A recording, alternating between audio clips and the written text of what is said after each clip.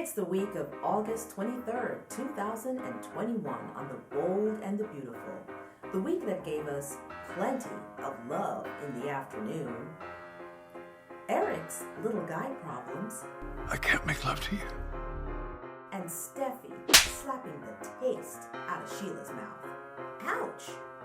Hello, Soap Opera Nation. I'm your host, Keisha Chantal. Let's start the show. We start out the week getting all the juicy deets on how Jack and Sheila came to conceive Finn. As it turns out, Jack is a trash man who used to cheat on Lee by banging Sheila inside of hospital supply closets. Very tacky. And Sheila is using it to blackmail him so that he can convince Finn to let her see him and Hayes. At first, Jack started to kind of like grow a little spine and say, you know what, Sheila? I'm just going to go ahead and take your leverage off and just go ahead and talk to my wife and tell her everything that I did. And Sheila called his bluff and basically said, no, you're not. I got your balls right in my hand. And you can't say nothing because if you wanted to say something, if you wanted to unburden yourself, you probably would have done it 30 years ago. And you know what? Sheila's really good at calling Jack's bluff because she was right on target.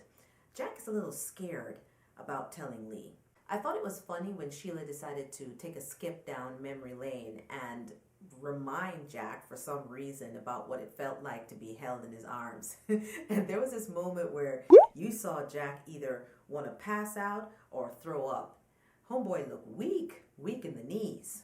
The next time we see Jack, he's talking to Lee about, the whole Sheila debacle. And Lee goes over to him and goes, "You've been honest and truthful with me our entire marriage." And I'm thinking, no, sis, if your man, okay, and this is for all you ladies out there, if your man has held back and lied to you, a huge lie like this, for 30 years, and basically only came out with it because he was forced to do so, I guarantee you that he has some other lies in the closet, some other skeletons that are just rattling around ready to come out. Anyway, I'm wondering when Lee is going to put the pieces together because she can't be this naive. But, love. It really makes you do some crazy things. Jack goes to Finn to sell him this bill of goods that he needs to see Sheila and let her hold Hayes in her arms. And he really goes there dressed for the part.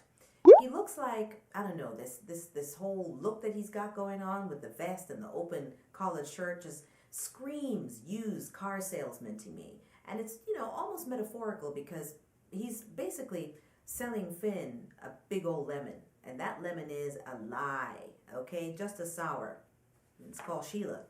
She's trying to get into your house. Finn freaks and says, hell no, ain't no way, no how I'm going to let Sheila come into this house. Steffi told me that I wasn't to let this woman in here and I need to respect my wife and our marriage, so the answer is no. Then next we move to Sheila and Jack taking turns putting screws to Finn and really pressuring him. Come on, Steffi isn't here, right? So this is the perfect opportunity to do something that she absolutely would be against. We need to take this moment and be deceitful because that's what people do to the people that they love. I guess Finn gets tired of the nagging and finally he says, Fine. This whole time, the Forester jet is sitting on the tarmac at LAX, grounded because of some weather condition going on in San Francisco.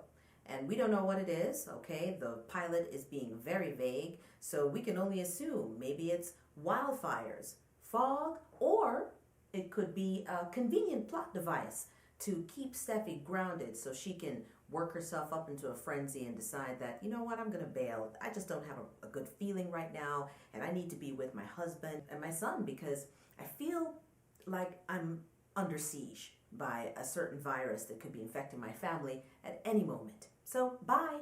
The next time we see Steffi, she's walking up to her front door, and she walks in, and oh my God. What the hell is this? Calm down, Steffi, calm down. It's not what you think, okay? Finn just asked Sheila if she could babysit so he could go and get a haircut before you got back from your trip. No big deal. No, seriously. No haircuts in between scenes, okay? It is so obvious and so weird. Don't do it next time. Mama Steph walks in and you know the party is over, okay? Finn giveth and Steffi taketh away. Not only that, but she drags Finn and Jack and Sheila for absolute filth. One of my favorite responses on social media under my post that you had one job post. You had one job to keep our child safe. You said you understood. From Anjit_731 who wrote, and she told him what that job was over and over and over for a week, but he couldn't do it. Welcome to marriage, Steffi. I cackled at that because no lies detected. I know all my married friends would be able to relate to having to tell their husbands what that one job is. You had one job and you just couldn't do it. This was really a dance going on between Steffi and Sheila, right? Back and forth. Steffi made a good point to Jack and Finn by saying that this woman is so high level dangerous that she could have walked into her house and seen her baby gone and the two of them would be dead. And all Jack and Finn can do is just look and go, oh. They're like completely, they don't even know the gravity of this situation, even though Steffi, has been trying to tell them since the wedding reception. He demanded that I leave town, and I said that I would leave all of you alone. Sure, sis. Sure, you promise. Okay, please. By the way, don't mind my petty cup. All right, I had to be a little creative until my merch store is up. So look out for that. I'm going to have merch, and it's going to have petty cups and all sorts of fun things for you to add to your collections. So Sheila is, trying to sell all this crap to Steffi, and Steffi basically tells her, "Nah, listen, okay, it's me you're talking to, sis. I know exactly what you're about, because if you really wanted to see your son or get to know him, you would have did that way before I came into the picture. And you know what? Steffi ain't wrong." Here's what really happened, okay? Sheila was in her dungeon somewhere, and one day at night, I don't know, something happened. Somebody, signed a forester creation signal into the night sky, and Sheila saw that and she goes, "Oh my God, I've been trying to get into the Forrester family for years. And this is finally my big break. I have an actual blood connection that goes directly into the Forrester family. This is gonna be great." So Sheila got out of her cave, and then she got into whatever vehicle or broomstick that she uses to transport herself to Los Angeles or whatever the hell that she does. And she wants to stake claim, but Steffi ain't having it. Things are like slowly building, slowly escalating between Sheila and Steffi. And Sheila says to her, "Listen, surely you can understand mother to mother." I'm like, "Oh, wait, no, you didn't go there, sis. You didn't actually refer to yourself as a mother and try to get on the level of the woman that you have been victimizing her and her family for decades. No, you didn't." I mean, that just set Steffi off and she lost it. She's like, "Listen, I need you to get the out my house right now." And she gave her the backhand slap. Woo! And let's count this, okay? Let's go back. The first time since she's been back, she slapped her at her wedding reception. Ow! Across the face. And now she slapped her again. And Jack had to haul her ass out of there. So scorecard reads, Steffi 2, Sheila 0. But something tells me that score is going to even out real soon. Now it's time for Hot or Not, where I rate Love in the Afternoon. And it was pretty steamy on Bold and Beautiful this week. We had 3 different love scenes. Let's tag them. Oh, yes. Oh, just keep doing it. Yes, love it. Ridge, moaning and groaning. Not.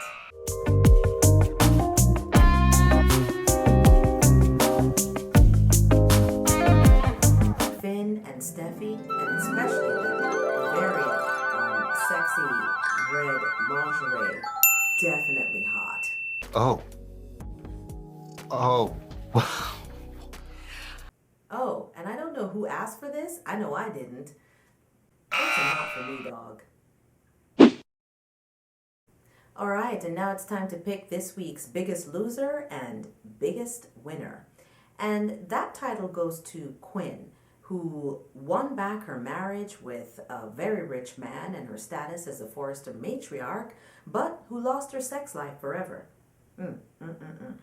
Yes, that's right. Apparently, Eric has erectile dysfunction, and he waits until after Quinn accepts his offer to stop the divorce and reunite as a couple, as husband and wife, to drop the bomb on her.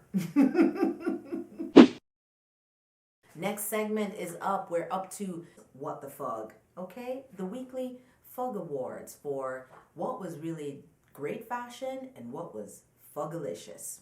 First, I just want to say that I loved Steffi's canary satin blazer and flared pant by Galvan, or is it Galvin? However you pronounce it. You fashion people can tell me in the comments. But she was wearing this and wearing it well, okay? And I just love the way that, you know, she has the dark hair color and it's a really nice yellow, and the finish of the material is really beautiful, and it just fits on her body. You know, she has a banging bodge, so she really rocked this outfit. On the other hand, I absolutely hated Brooke's black and white striped handkerchief hot mess. I hated it so much that I decided to put some eyes and a drooling mouth on the back of her dress because it was just so hideous. It looks like fabric scraps from the Forrester cutting room floor. That's what it reminded me of. I'm like, what the hell is this? I don't like it. I don't like it one bit.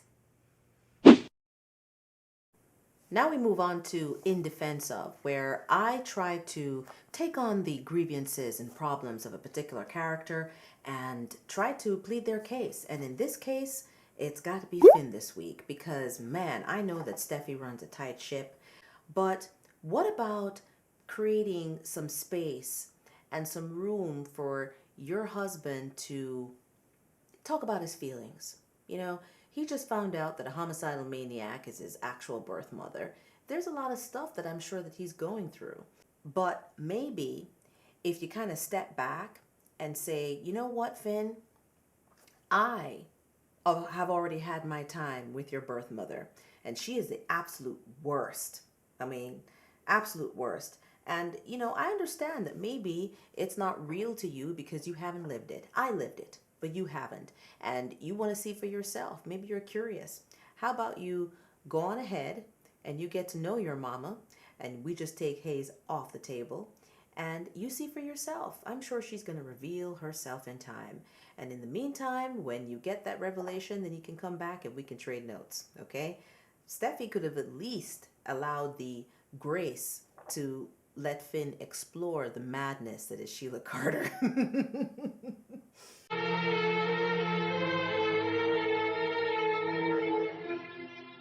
We do not care.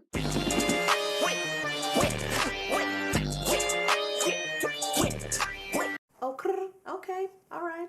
Listen, I was just trying to help out, but I see that you have your own opinions and you're entitled to them, so I'll just, move on.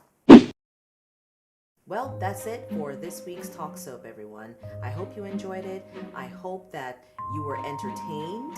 If you made it to the end of this video, you the real MVP. Till next time, stay petty.